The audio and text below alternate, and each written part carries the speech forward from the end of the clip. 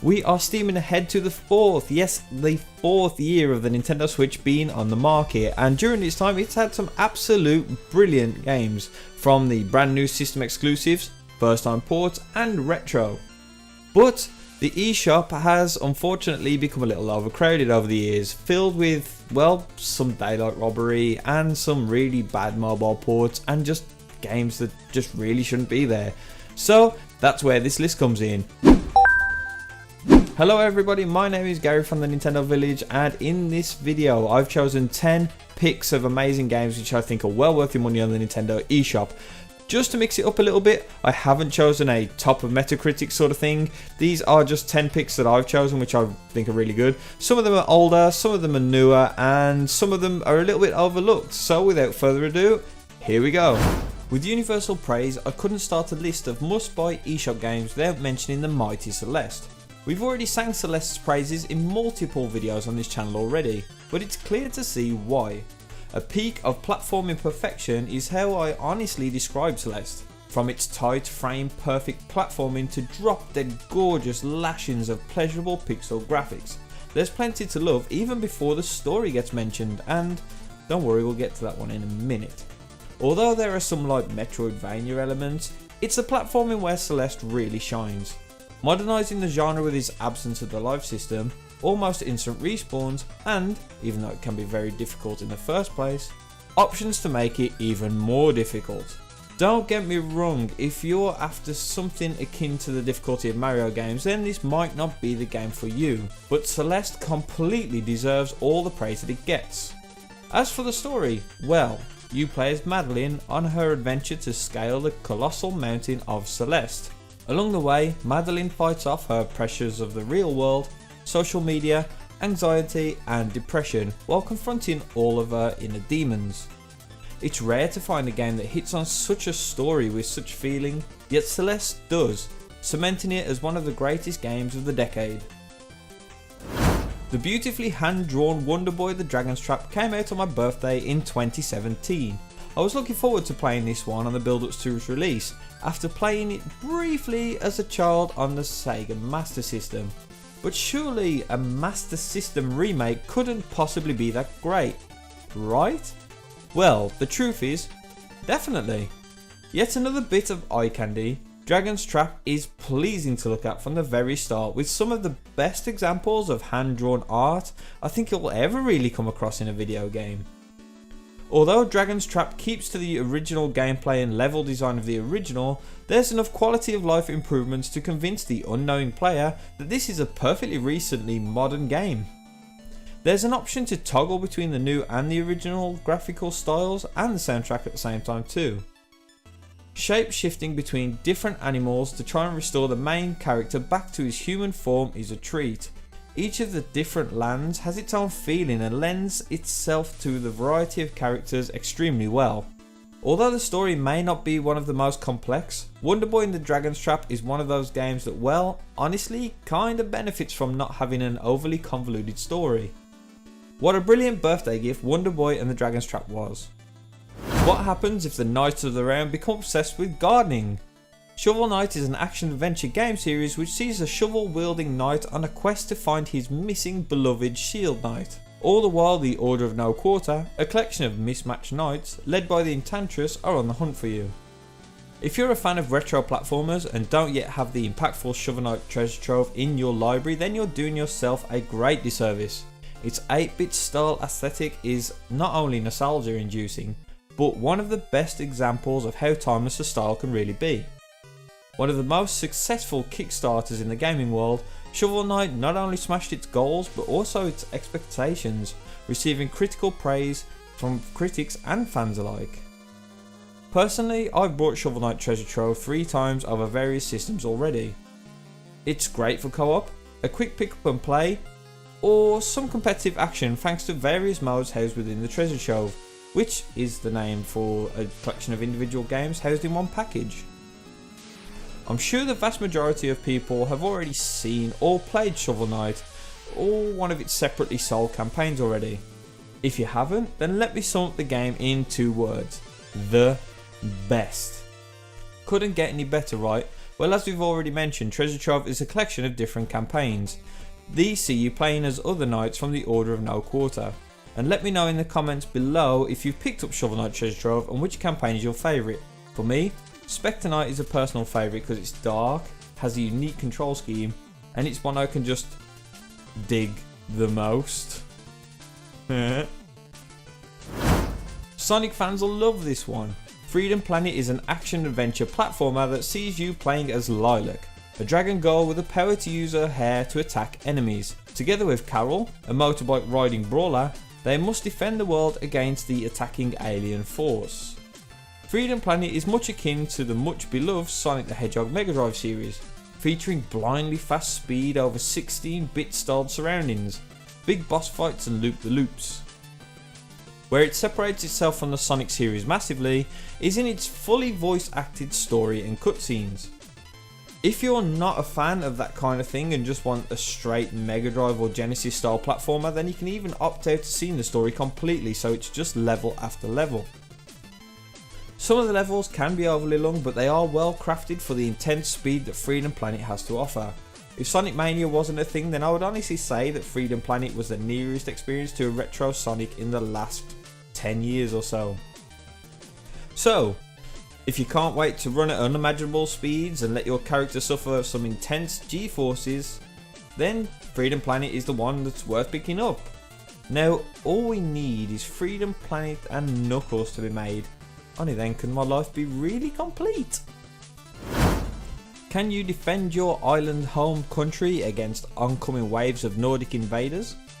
Bad North is a minimalistic real-time strategy game with roguelite elements that sees you island hopping in order to defend the houses of innocent civilians while defeating the waves of oncoming Vikings. Each of the islands that your crew visits is randomly generated, giving you a set of houses to defend in order to earn money and upgrades. Upgrading and finding new recruits on your travels is crucial, as is learning when it's time to just give up and flee from the island in order to save your beloved commanders. The terrain is as much of a weapon as the edge of a sword in Bad North. Inclines and valleys are used as choke points, much like in the film 300. These choke points make it so that your handful of ill-equipped party can hold down against masses of angry Vikings, earning you a victory and heading off to the next island to save yet more folks. One of the things that I love the most about Bad North is that it's great for a pick up and play session. It's refreshing having a strategy game with short form levels as opposed to 30 odd minute maps. I'm normally hit or miss with roguelike / roguelite genre. Either I get obsessed with them or I get fed up of having to start all over again. Yet there's something that always calls me back to Bad North, to the point where I own it on Switch, mobile, PC and Xbox. Bad North also lets you play in touchscreen as well as the controller. It's actually how I choose to play. I just pop the Joy-Con straight off and I play like the Switch is a regular old tablet. Also, there's a demo on the eShop, so you know, download it, try it, give it a go. You've already made it to halfway through this list. Why don't you make sure that you like and subscribe if you're enjoying this video. We've got plenty more on the channel, and well, here's the other 5. Oh my god, Wargroove answered a whole bunch of prayers when it released back in 2019. Not only did it scratch the itch I had for a new entry in the Advance Wars series, but it went above and beyond in so many ways. Wargroove is a turn-based strategy game set in a pixel-perfect world styled on the gorgeous retro stylings of the Game Boy Advance. Taking control of a commander, you're set into battle to command a range of troops over a wealth of different terrains. Moving each unit down to the nearest tile is key to victory, as certain units have advantages against others, while the ground that they stand on also makes a difference, making the positioning of units thought-provoking and deep. I honestly think that Wargroove is one of the best examples of tile-based strategy, and dare I say it, I think I enjoyed Wargroove even more than Nintendo's very own Fire Emblem Three Houses. Don't think that Wargroove is one of those games that you can just breeze through on the campaign either, as the AI is incredibly smart. Luckily, there are a few options to make the game a little easier if it kicks your butt a little bit too often. On top of the great campaign, there are plenty of other modes, including my personal favourite, Arcade Mode. It's a little bit better for pick up and play sessions, as the maps on Arcade Mode are more balanced and more symmetrical, One of the biggest reasons to buy Wargroove though, is if you and a group of friends want to play multiplayer together. Playing locally is suited best to co-op really on the big screen, but it's the online modes that blew my socks off. Not only does Wargroove let you go head to head online, but it also lets you do it crossplay. Don't fancy being timed down for a long match? Well, that's no problem. Wargroove lets you take your turn when you want to, in the style of chess by post, letting your opponent take their turn when they want to, and then you can fill in your turn whenever you want to. On top of all these modes, you can make your very own levels and full campaigns. But I'm not going to get into too much detail with that. It's pretty self-explanatory, but it's absolutely incredible. Look, I could gush about Wargroove all day, so I'll keep it simple. If you love Fire Emblem or Advance Wars, then you're going to love it. The story is fun, the map creation is great, but the multiplayer is phenomenal. Dandara got my head in an absolute whirl when it came out back in 2018. Its gravity-defying gameplay instantly dragged me in. Dandara is awoken and set on a mission to free the oppressed, isolated and strange citizens housed in the world of Salt. A simple enough story with gameplay that is anything but simple. This unique take on the Metroidvania genre has you twirling, whirling, bouncing and rotating the world in order to navigate the labyrinth that is the world of Salt. Floors, walls and ceilings merge into one as you traverse the beautifully designed environments in which you have to carefully balance your speed and skills. Not only is the handcrafted world great to look at, but there is a soundtrack that meshes and complements it perfectly. And bizarre is the word that instantly crops up to mind when I think about the world within Dandara. The sometimes warped and twisted people live in topsy-turvy houses, where sofas are attached to the walls or their TVs are upside down. It's just crazy. If, like me, then you're a fan of Out of the Ordinary, then you'll probably love the freakishly designed universe. As you progress, the challenge really ramps up and can push you to your limits. It'll test your reflexes and your quick thinking. Personally, I loved how snappy the gameplay is. Jumping around enemies to avoid taking damage or deciding the best way to take on an unpassable foe just felt like a breath of fresh air. It's more like a puzzle game sometimes than the usual combat of Metroidvanias. Salt. I know there's a lot of mention of salt in this game, but it's the currency that is used throughout Dandara, and you pick it up in hidden chests or from destroying foes. Too many wrong moves though, and if you lose all your health, then you will lose all the salt that is collected on your person so far. Luckily though, if you manage to get to where you last fell on your next try, then you can recover all of that lost salt. Upgrading is done at campfires scattered throughout the world. These also act as checkpoints should you fall. There were many instances throughout my playthrough where I'd be panicking to get back to the campsite in order to spend the salt I collected without losing it, and massive disappointment on the instances where I just didn't make it. It's those instances of panic and urgency that craft the love that I have for Dandara.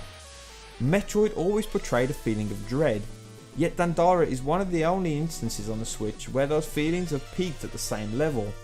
Dandara's difficulty was having me pull my hair out. Yes, I'm bald.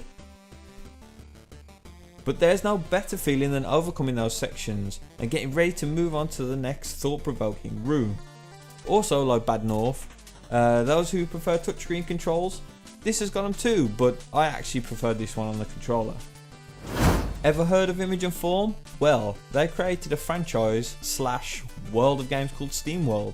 The very first game in the SteamWorld series that I played was SteamWorld Dig, which is also available on the Switch by the way. I absolutely love SteamWorld Dig on the Wii U. It was one of the first indies that I played that felt like it was rubbing toe to toe with the big developers at the time. Fast forward a couple of years, and when SteamWorld Dig 2 released, it just went above and beyond the first game in so many ways. SteamWorld Dig 2 is a Metroidvania mining platformer that sees you digging your way through dirt and rocks to uncover why earthquakes have been happening beneath an old trading town. The trading town is inhabited by robots since the humans have de-evolved and become banished over the years. But what's been causing these earthquakes? Is it the humans? What horrors lie beneath the surface for Dorothy on her quest to save her lost friend? SteamWorld Dig has a surprisingly fleshed out story. that yes, is connected to the first one, so if you're interested in this, then you might want to play the first one first. The characters are unique and full of charm, and even though it may not be the most dialogue heavy game on the market, the humour and personalities really do shine through, and honestly it had me laughing my head off at times. Gameplay is absolutely solid. You slowly progress by digging down into the ground, mining your own path and progressing towards objectives pointed out on a map for you. As you dig, you uncover all sorts of valuables in order to upgrade your gear by heading back to the town at the top of the mine. Progression really isn't held back by the constant backtracking either. There are plenty of warp points hidden underground to speed returning to and fro the surface a little faster. For a game that is set underground, in a mine, in some very closed areas, there's actually a ton of options on how you move around the world. And they absolutely nailed movement in Dig 2. The way that Dorothy moves alone would easily have it be a fantastic platformer, but instead Image and 4 managed to knock the ball out the park even further by making this game a Metroid inspired adventure. As with most of the games on this list that I fell in love with, there's always a pinch of uniqueness, and the SteamWorld games always have it in spades. Yes, that's another pun about digging in this list. Sometimes you just want to unwind by killing tons of enemies, and Enter the Gungeon can certainly scratch that itch. A group of misfits have set out to get to the bottom of the infamous Gungeon in order to obtain the ultimate treasure, a gun that can kill the past. That's it as far as the story goes, but trust me, you're not turning up to this one for the story. Shooting, dodge rolling and clearing out waves of enemies while diving past a hell of a load of bullets is a thrilling and gripping experience. Each floor gets increasingly harder as you progress through the Gungeon. Level layouts change on every playthrough, so if you die, the Gungeon will be altered for your next attempt. Even the bosses appear in different orders if you die, and trust me, you will die. Dodge rolling is a skill that you need to master as it grants temporary invincibility. Knowing when to shoot and the way that enemies move is also key. Something I love about this game is that even though it's based around guns, you can't just go in all guns blazing sometimes. Like action films, the tables can be thrown over and used as cover, helping to avoid the barrage of incoming bullets. The thing that I love the most about Enter the Gungeon is, well, the guns. You see, rather than the usual pistol, SMG, assault rifle that other games use, Enter the Gungeon has some hilarious and innovative guns.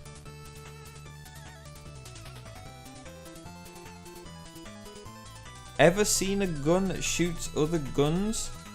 Pea shooters? Bananas? Straight through to laser guns? Well, Enter the Gungeon has a plethora of guns, and they are all strange and exciting. And when you find a new gun, you just have this excitement that honestly you don't get from finding a gun in other games. Enter the Gungeon is a exhilarating, thrilling experience that consistently pushes you to improve and learn the mechanics more. With hilarious guns, puns and boss fights, there's plenty to love about the Gungeon. It's an absolute must-have if you're a roguelike fan, or a twin-stick shooter fan actually. Cadence is a defiant young girl digging her way to a crypt when a hole opens up and she falls to her death. A necromancer revives her by synchronizing her heart to a beat. Now back from the dead, she sets out to find the answers that she was looking for in the crypt in the first place. Crypt of the Necrodancer is what happens when a roguelike meets a rhythm game. It's kind of chess with music. You move square by square in time with the music to deliver attacks on enemies. Everything is done in rhythm, movement, attacking and using items. Every time you move, everything else moves. So, you have to keep an eye on everything that's going on within viewing range. Being as the world is procedurally generated, all the chests, enemies, weapons and rooms are different on every single run, like most roguelike games nowadays I suppose. But, it's the music and the timekeeping that is the real draw here. Nailing movement while killing a room of enemies is a adrenaline shot to the heart. As the difficulty ramps up, so does the number of times you'll get defeated.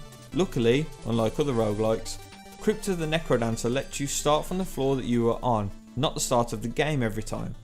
Don't get me wrong though, the levels are huge and get incredibly tough, which makes clearing the floors and the boss fights that much more rewarding.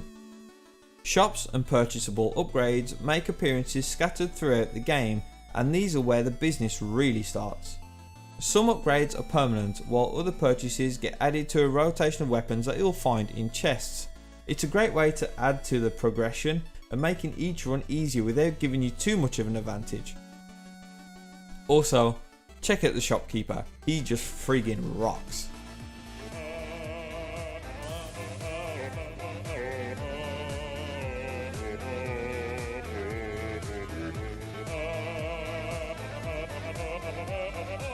All in all, Crypt the Necrodancer is an amazing take on the dungeon crawler and an incredibly memorable experience.